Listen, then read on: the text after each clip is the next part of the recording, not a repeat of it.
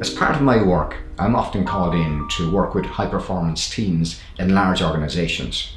Now, the age profile of those people generally tends to be about 40 years up. Very often, those very people have worked from the ground up. So they have literally been there for up to 20 years, or at least in context similar to that for up to 20 years. So they're entrenched and embedded, and even though they're forward thinking and flexible and high performing, they end up having difficulties. And the difficulty they very often have is the staff that they manage. Now, the age profile of the staff that they manage very often are what we call the millennials.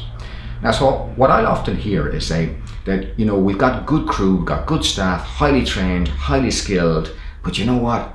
These guys seem to expect too much, and they want everything, they want it their way, and they want it now, and they have a high level of entitlement, and they're only here a few months, and they expect everything their way.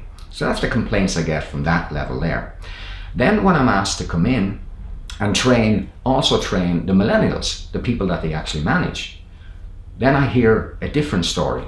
And the story from the millennials is this: do you know what it is? It's a good organization, I really enjoy working here, and they are supportive, but they just don't get it. They don't understand us. They don't know how to manage it. My manager doesn't have the technical expertise to understand my problems. So there's their challenge. Now, I remember hearing only recently a description of millennials, and this is the way it went. The guy said, people think that millennials aren't loyal, but that's not true. The research shows that millennials will stay for up to 2 years with one organization. Now, therein is your problem right there. People from my generation think 20 years is a long time. People from the millennial generation think 2 years is a long time. So even though they are loyal, they very often can't connect to the organization because they feel the organization doesn't understand them. And for those people that are in the organization, very often they feel, well, these people aren't going to be here long enough, so how can we connect to them?